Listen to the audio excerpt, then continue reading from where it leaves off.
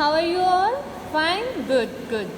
Let's start our new unit, and the name of the unit is Optics. We have to start our 6th unit, Optics. In Optics, we have two parts. One is for ray optic and another one is wave optic. एक पूरे portion में part 1 में आप optics के ray optics पढ़ेंगे और दूसरे में वेव ऑप्टिक्स पढ़ेंगे. रे ऑप्टिक्स में क्या है बेटा? स्ट्रेट मोशन है लाइट की. लाइट स्ट्रेट लाइन में मूव कर रही है. और वेव ऑप्टिक्स में लाइट कैसे ट्रेवल कर रही है? एज अ वेव ट्रेवल कर रही है. ठीक है. अब सबसे पहले हमें जानना है कि अब आपने जो लास्ट टॉपिक में इलेक्ट्रोमैग्नेटिक स्पेक्ट्रम किया उसमें एक विजिबल रे नाम का पैटर्न था.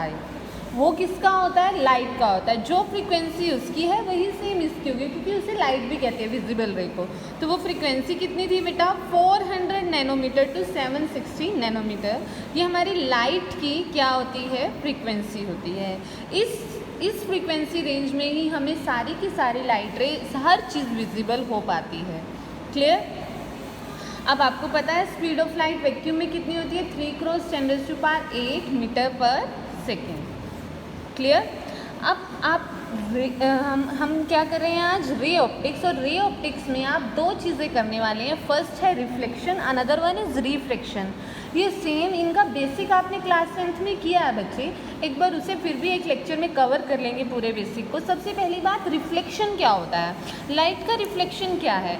लाइट का रिफ्लेक्शन क्या है बच्चे? जब हमारी लाइट रे एक ही मीडियम में रहती है. हमेशा कहाँ रहती है? सिर्फ एक ही मीडियम में. हमारी जो लाइट रे एक ही मीडियम में रह रही है, इंसिडेंट भी एक मीडियम पर हो रही है और रिफ्लेक्ट भी उसी मीडियम में हो रही है. इंसिडेंट हुई, एक लाइट रे आई और उस सरफेस से टकराकर वापस चली गई. इंसिडेंट हुई और टकराई, इस सरफेस से टकराने के बाद ये रिफ्लेक्ट हो गई. लेकिन ये सारा फिनोमिना कहाँ हुआ बच्चे? एक ही मीडियम में हुआ. हमारे मीडियम चेंज नहीं हुए. That is called reflection of light. आपकी इंसिडेंट रे का आना, एक रिफ्लेक्टिंग सरफेस से टकराकर वापस चले जाना क्या कहलाता है बच्चे? Reflection of light. जो हमारी एक लाइट रे इंसिडेंट कर रही है उसे नाम देंगे हम इंसिडेंट रे. आप डायग्राम में इजीली देख सकते हैं. जो आपकी लाइट रे आई उससे क्या नाम दिया हमने? Incident ray. जो रिफ्लेक्ट हुई उसे नाम दिया रिफ्लेक्टेड रे. और बीच में एक डॉटेड रे दिख रही है आपको, that is called normal. That is called normal. Next हम बात करते हैं बच्चे लॉज ऑफ रिफ्लेक्शन की. किसकी? Laws of reflection. अब लॉज ऑफ रिफ्लेक्शन क्या है बच्चे?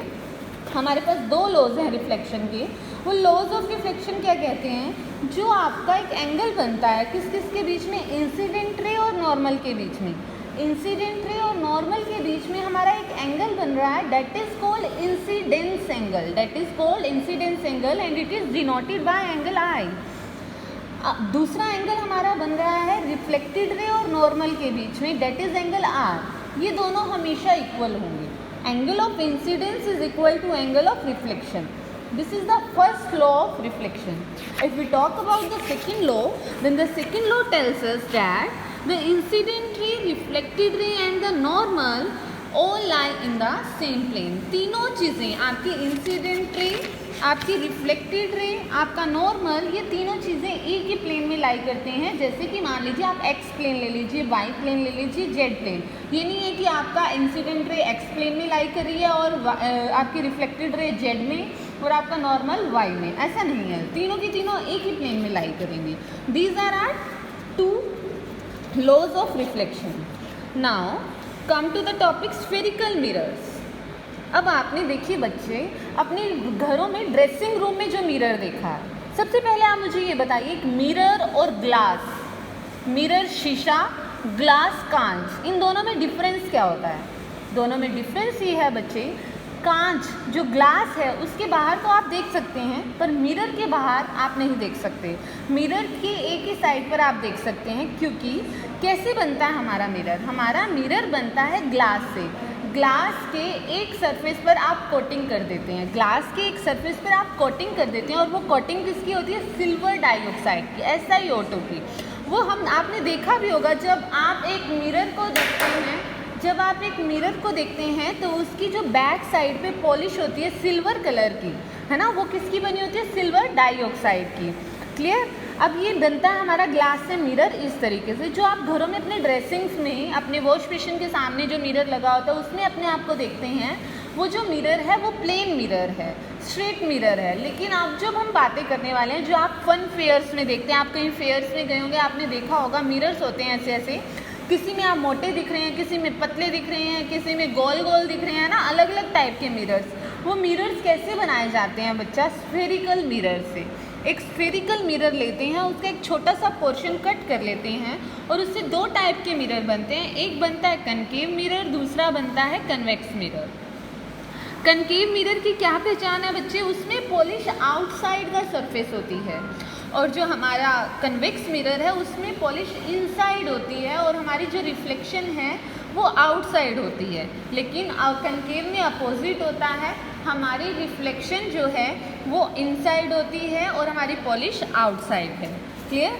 अब ये देखिए कुछ टर्म्स हैं, आप देखिए कनकेव मिरर को हम कन्वर्जेंट मिरर भी कहते हैं। कन्वर्जेंट मीन्स बेटा सारी की सारी लाइट रेज को एक पॉइंट पर, आपकी कहीं से भी लाइट रेज आ रही हैं, जितनी मर्जी दूर दूर से कहीं से भी लाइट रेज आती हैं, उन सारी की सारी लाइट रेज को एक पॉइंट पर आकर मिला देना, डेट इज कॉल्ड कन्वर्जेंट। और डाइवर्जेंट मीन्स डाइवर्स कर देना। आप कहते हैं ना मेरा माइंड डाइवर्ट हो गया था, आपसे मैम पूछते हैं मैम काम क्यों नहीं करके आए, आप कहते हैं मैम मेरा माइंड डाइवर्ट हो गया था। डाइवर्जेंट का मीनिंग है आपका माइंड जो है स्प्रेड हो गया था, किसी और तरफ चला गया था, आपका ध्यान भटक गया था। सिमिलरली लाइट रेज यहाँ क्या होने वाली हैं, बहुत सारी लाइट रेज आ रही हैं, सारों को अलग अलग डायरेक्शन में भेज देगा कौन? Convex mirror. That's why it is called divergent mirror. Okay, clear? Now come to the few terms, important terms related to mirror, and these terms are pole, center of curvature, radius of curvature, aperture, principal axis, principal focus, focal length. All these are the important terms. Let's discuss these terms. What is center of curvature? Center of curvature क्या है बच्चे? पोल से, अब आपको पता है ना हर sphere का एक सेंटर होता है, तो ये जो मिरर बना है, चाहे कन्वेक्स बना है चाहे कनकेव बना है, किससे बना है? एक स्फीयर से बना है। अब इसका भी कोई ना कोई सेंटर होगा, अब इस स्फीयर का कोई ना कोई सेंटर होगा, that is called centre of curvature. अब पोल से सेंटर के बीच के डिस्टेंस को कहा जाता है बेटा रेडियस ऑफ कर्वेचर। क्लियर? और जो आपका इस मिरर का मिड पॉइंट है that is called pole. Principal axis क्या है? जो इस पोल, सेंटर ऑफ कर्वेचर, इनके बीच में से जो लाइन पास कर रही है, जो प्रिंसिपल एक्सिस जो है वो पोल और सेंटर ऑफ कर्वेचर के मिडल से पास कर रही है। क्लियर? अब आप बात करते हैं प्रिंसिपल फोकस की। फोकस क्या होता है बेटा? प्रिंसिपल फोकस जहाँ पर सारी की सारी लाइट रेज आकर मिल जाती हैं, और that point is called principal focus, चाहे वो कन्वेक्स का हो चाहे कनकेव का हो। ये सारे टर्म्स बेटा हर टाइप के स्फेरिकल मिरर के लिए एलिजिबल हैं, चाहे कन्वेक्स हो चाहे कनकेव हो, हर मिरर के लिए ये एप्लीकेबल है। Thank you dear students.